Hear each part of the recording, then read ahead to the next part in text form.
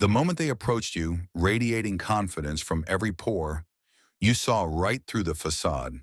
While everyone else catered to their ego, you responded differently, calm, collected, unreadable. You didn't chase, you didn't falter. Instead, you stood your ground with a quiet, unshakable power they had never encountered before. When they tried their usual tactics, the same manipulative moves that had others wrapped around their finger in moments, you simply smiled. That alone threw them off balance. Now they're utterly fascinated, captivated by the one person they couldn't manipulate or decode. You handled them in a way no one else ever has, and it's driving them wild with desire for the mystery they still can't solve. They're used to people getting hooked, caught in their emotional web, tangled in drama they control like a puppeteer. Push, retreat, return, just enough affection to keep the cycle alive. It's a carousel of confusion they've mastered. But when they tried it with you, the ride stopped cold. You stepped off. You didn't play the part. And now they're the ones spinning, dizzy with confusion. Your silence disarmed them. Your neutrality sliced through their manipulation like a blade. You refused to give them the ammunition they needed to justify their dysfunction. That refusal enraged them more than any insult could, because now, with no reaction from you, they're left alone with their own reflection, exposed, vulnerable, and unable to shift the blame. They're scrambling internally. Outwardly, they wear the mask of indifference, but beneath the surface, they're unraveling. The questions haunt them. Why didn't you react? Why didn't you fight, beg, or cling? Why didn't you lash out? That unanswered loop plays like static in their mind. You didn't feed their narrative. You didn't allow them to cast you as the villain. And without that role, they can't play the victim. Your energy defies their pattern. They can't grasp you, provoke you, or define you. And the human mind hates what it cannot define. That's why they're obsessed. That's why they keep circling back, mentally stuck, searching for a container big enough to hold your essence and failing. You shattered their system. You broke their cycle. Now you live in their mind like a ghost, untouchable, unknowable, unbothered. They wanted to provoke you, but all they triggered was silence. And in that silence, they lost their power. You cut the cord, but in their mind it never happened. So they created a version of you, a character in a fantasy that fits their need for control and connection. They're not just remembering the past, they're rewriting it. And now they're out there telling people, you're still together. Not metaphorically, literally. They're out there spinning stories of romantic reunions, whispered proposals, and secret plans for a future that never existed. These aren't misunderstandings. They're deliberate fabrications, carefully constructed illusions meant to keep you alive in their narrative, even after you've stepped out of the scene. The silence you left behind is unbearable to them, so instead of facing it, they drown it out with noise. Stories they can control, fantasies they project, lies told with such conviction that others might actually start to believe them. They spread these tales to your community, to mutual friends, even to strangers. Stories of love that was never mutual, agreements that were never made. They're clinging to a version of reality where you're still theirs, still interested, still lingering in the background, just waiting to come back. But the truth is simple. You left, and they can't let go. This was never about love. It was about ownership. They don't miss you. They miss the gravitational pull of having someone orbit around their ego. And since they can't reach you physically anymore, they've turned to controlling how others see you. That's the new battleground. Your name, your reputation, your image. If they can't get to you directly, they'll distort the space around you. They're counting on people's ignorance, hoping no one will question the narrative, trusting that the fiction will be accepted as fact. They want to isolate you from your own community, to make people suspicious, to twist perceptions until even those close to you begin to doubt your clarity. This isn't just projection, it's invasion. They're inserting themselves into your life through the mouths of others, hoping that if they can't sway your actions, they can at least poison the environment in which you live. Quick pause, family. If this message is resonating with your soul and you'd love to support this sacred work, feel free to buy me a coffee. It keeps this space flowing with truth, light, and divine clarity. You'll find the link in the description below. Let's get back to it. None of this is real. Not the stories, not the supposed intimacy, not the imagined reconciliation. It's all a desperate attempt to hold on to a connection that no longer exists. You've withdrawn your energy, and in its absence, they've resorted to fantasy. These falsehoods aren't reflections of you. They're projections of their refusal to accept reality.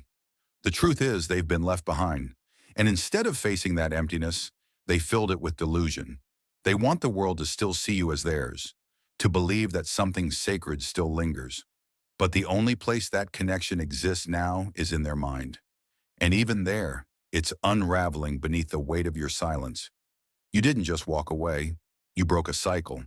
You shattered a pattern they've leaned on for years, one built on control and manipulation, on bending people to fit the roles they designed. But with you, nothing worked. You didn't yield, didn't conform, didn't perform for their approval or bow to their chaos. You remained still. You remained sovereign. You were a force they could not bend. And that unshakable truth tore something open inside them. Now they call you cold, aloof, maybe even psychopathic. But that's just projection. What they really mean is, you didn't collapse. You didn't feed their hunger for drama disguised as love, and they can't stand it. You remained calm during the very moments they engineered to create panic. You stayed silent in spaces where most people would scream. That kind of emotional control, that inner containment, it burns them because it proves something they fear. You don't belong to them, not even a little. You might be neurodivergent or deeply intuitive, and that alone makes you dangerous in their world. You see beyond the surface. You sense energetic shifts, decode unspoken motives, and pierce through masks before they've even settled. You weren't swept up by the fantasy because your mind doesn't chase illusions. It tracks patterns. And from the beginning, the pattern was clear. Manipulation, charm, emotional whiplash. You didn't need weeks or months to understand it. You knew. And even worse, you reflected it. You weren't brought into their life to be conquered. You were sent as a mirror, a spiritual disruptor. Your presence alone dragged their shadows into the light. For someone who survives by hiding behind charisma and illusion, that kind of exposure is unbearable. They didn't want truth. They wanted submission. But instead, they met someone who didn't flinch at the monster behind the smile. And now they can't unsee what you revealed. That's why they're both magnetized and repelled by you. You didn't just deny them control. You handed it back in a form they don't know how to handle. You made them responsible for the very parts of themselves they've spent a lifetime trying to bury. And now they're torn between punishing you and possessing you. Probably both. Because the truth is, they were desperate for someone like you. Someone who wouldn't fall. Someone who would hold the line. Someone who could challenge the dream and force them to confront their delusion. But now that you've done it, they hate you for it. Not because you were cruel, but because you were unshakably true. You didn't become what they wanted. You remained who you were. And in that steady refusal, they were forced to face everything they are not. You triggered the very wound they've spent their entire life trying to avoid. That's why they'll never forget you. You weren't placed in their life to fall for them. You were placed there to see them. Not the persona, not the story, not the polished illusion, but the raw, unfiltered truth of who they really are beneath it all. You didn't get swept away by the charm or the chaos. You stood still, steady enough to witness the soul behind the spectacle. And that's what unsettled them the most. Because when someone's identity is built on illusion, to be truly seen is a kind of death. Spiritually, you weren't sent to be their victim or their lover. You were sent as a witness, a guide, a divine reflection. You were never meant to be entangled in their dysfunction. You were meant to reflect it. You held up the mirror, not out of anger or vengeance, but out of pure alignment. And in that mirror, they saw the truth they've been running from. This moment, for years, the truth of who they really are. The manipulator, the projection artist, the emotional puppeteer. And when your presence reflected their shadow back to them, they hated you for it. They mistook your empathy for attachment, your observation for longing, But you were never there to be consumed. You were there to witness, to stand grounded in your power while they ran through the same tired script they've used on others. And when they realized you weren't clinging, weren't hoping, weren't playing along, the panic set in. Because if you truly saw them, all of them, and still chose not to stay, what does that say about who they really are? Your soul never agreed to the game, and they simply can't cope with that kind of refusal. They're used to controlling the narrative, casting themselves as the tragic hero, the misunderstood romantic. But you didn't follow the script. You caught the off-stage whispers. You saw the cracks in the set. You noticed the inconsistencies in the performance, and you refused to participate. That's why they're scrambling now, rewriting the story, flipping the roles, desperately trying to cast you as the villain, the cold one, the problem. But no matter how many edits they make, your stillness holds a truth too powerful to erase. You weren't cruel, you were honest. You didn't expose them to the world, they exposed themselves. You simply witnessed it all, without rescuing, without reacting. And that quiet act of presence was enough to make them unravel. No one has ever held space like that for them before. No one has ever looked them in the eye without flinching, without running, without trying to save them from themselves. You stayed until the truth became unbearable. And then you walked away. They are haunted by that, haunted by your stillness, haunted by the fact that you saw them completely and still chose not to engage. You didn't lose control. You held power. And now, no matter what they say, they know it. Deep down, they know you were the one who saw them with crystal clarity. And that kind of seeing, it can't be undone. Since they couldn't control you directly, they've shifted their approach, trying to reach you through back doors, whispers, sideways moves, subtle infiltrations through people you know and trust.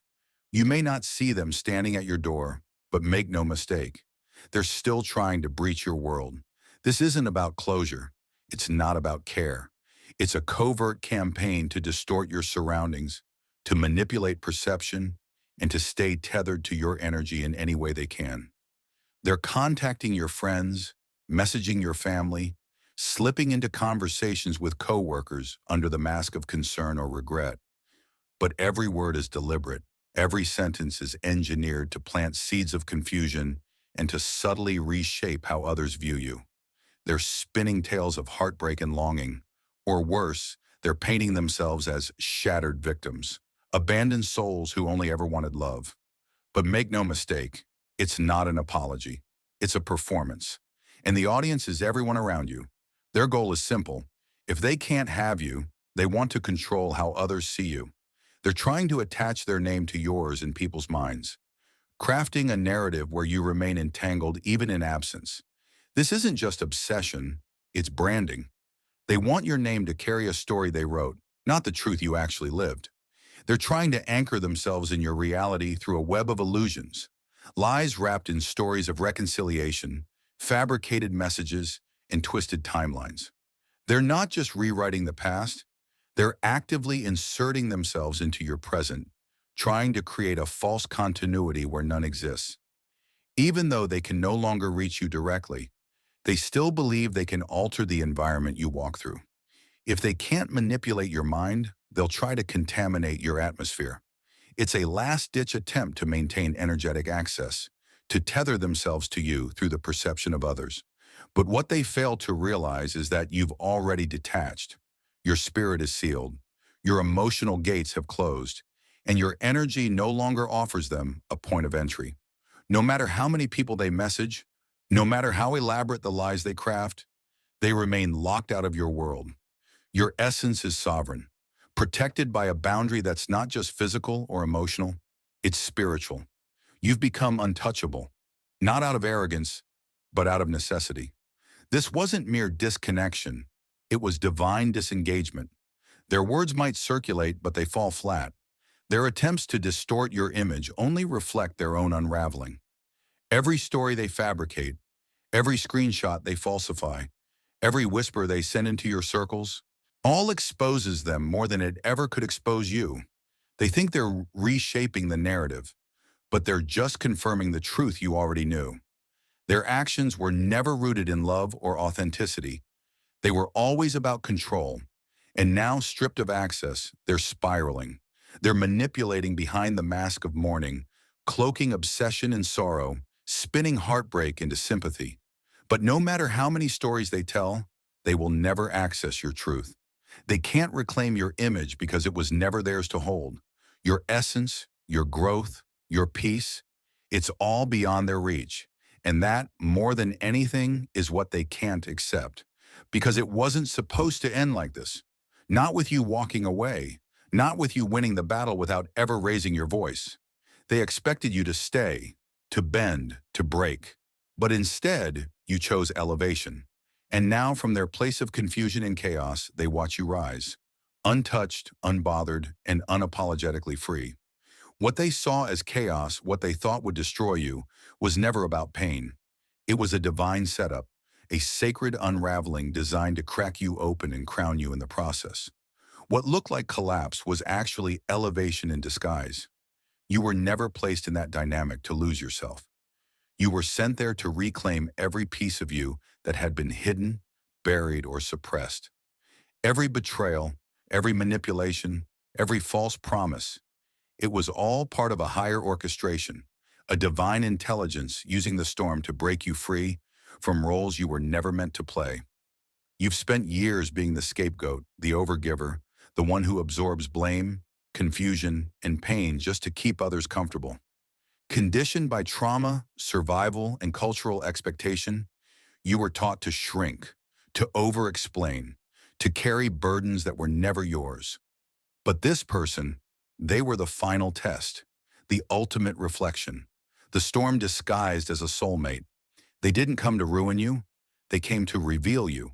Their seductive illusions, their calculated charm, it wasn't a curse. It was a spiritual initiation. You were never meant to be consumed by that fire. You were meant to be refined by it.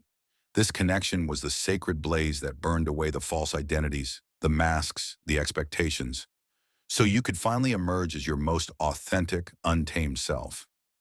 They weren't just a toxic person. You were their spiritual mirror.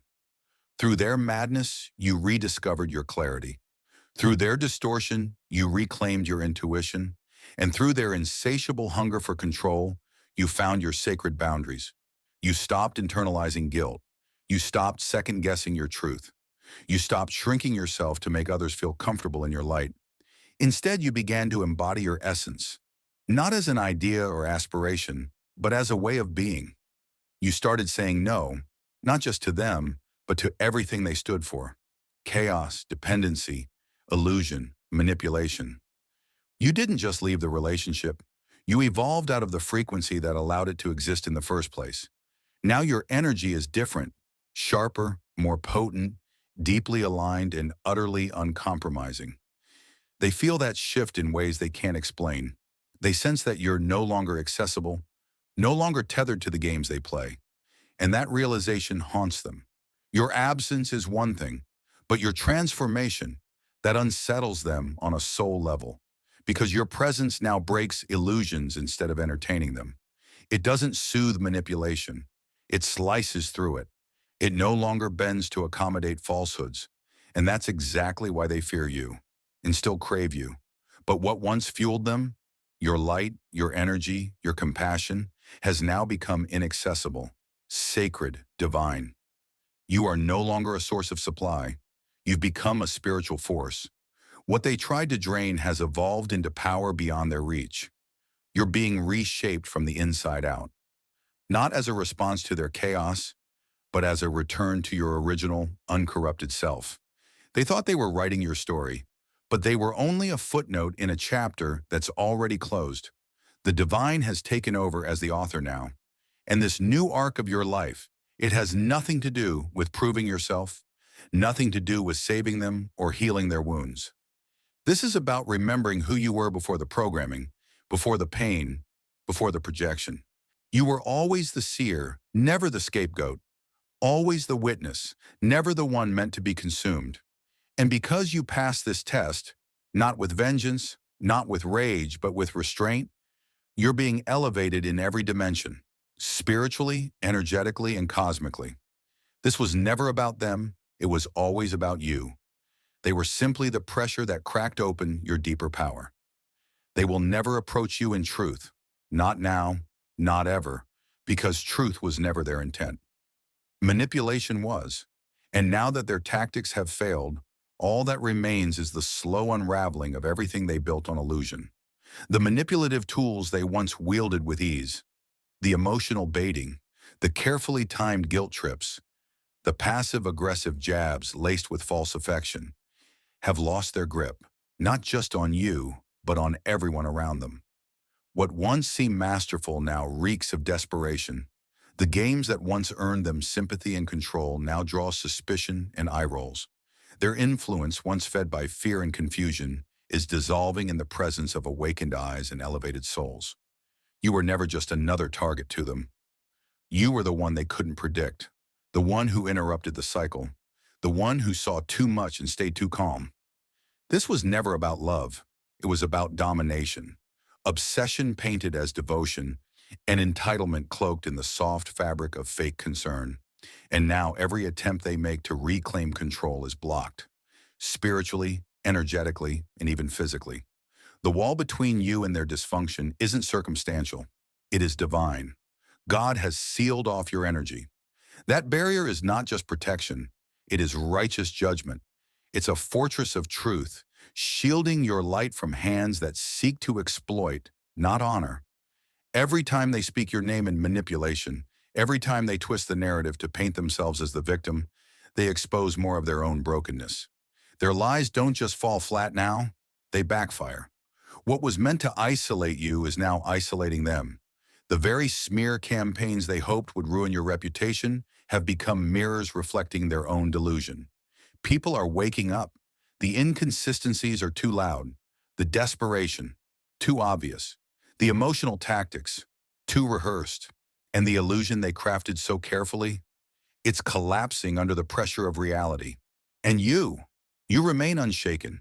You didn't rise by fighting fire with fire. You didn't retaliate, beg, or plead. You simply chose not to descend into the chaos. Your silence became your sword. Your stillness became your shield. And now, from that sacred place of inner peace, your elevation begins. The ones truly aligned with your purpose are being drawn to you, not by manipulation, but by resonance. Doors are opening that were once locked. Opportunities are appearing that couldn't exist in the presence of spiritual clutter. And the people who once came to take, to drain, to deceive, they're being spiritually evicted from your reality, removed by divine hands that don't miss a thing. You're not being hidden. You're being positioned strategically, gracefully, for peace, for power, for divine purpose. This is sacred realignment. Divine justice doesn't come with thunder. It arrives quietly with surgical precision at the exact moment that karmic debt is due. And make no mistake, their access to you is gone for good. They cast energetic spells, tried to spin tales to control your narrative, tried to script your identity through the eyes of others. But that spell reversed. Every false word they uttered, every story they told to trap you, has become the snare they now walk through themselves. That's not coincidence, it's consequence. What they never imagined was how powerful your silence would become. They underestimated the strength of your restraint. What they saw as your weakness was actually your wisdom. And what they forgot is that when you are spiritually backed, you don't have to fight in the physical. Your spiritual team, your guides, your ancestors, the divine itself stood behind you, not just protecting you, but lifting you higher. The word echoing through the ether now is not protected, it's exalted. You're not just safe, you are being spiritually honored in dimensions they will never reach. You saw everything without flinching. You knew everything without shouting. You stood in truth without needing an audience. And because of that, your presence has become sacred. You were never meant to be reachable by everyone. You were meant to be remembered by the ones who can feel the frequency of your soul, and now you are. You're not just untouchable, you're revered. And this is only the beginning.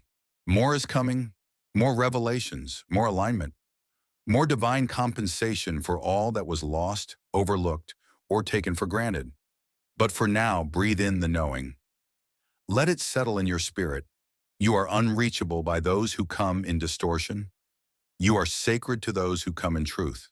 They will never reach you again, and that is exactly how it was always meant to be. That's all for today. Dear Father, I pray for the growth of my faith.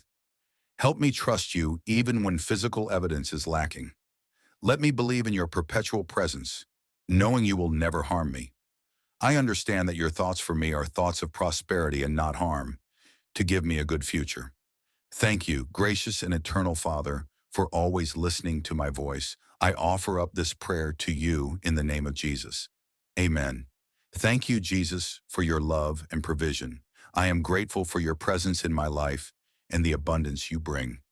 If this video resonated with you, please like, subscribe to the channel, and share it with those who need to hear this message. Leave a comment below about your journey and how you are preparing for your own triumphant return. If you'd like to support our work, please consider contributing through Buy Me a Coffee. This helps us continually improve our content to offer you the best. The link to Buy Me a Coffee is in the description. No gift is too small.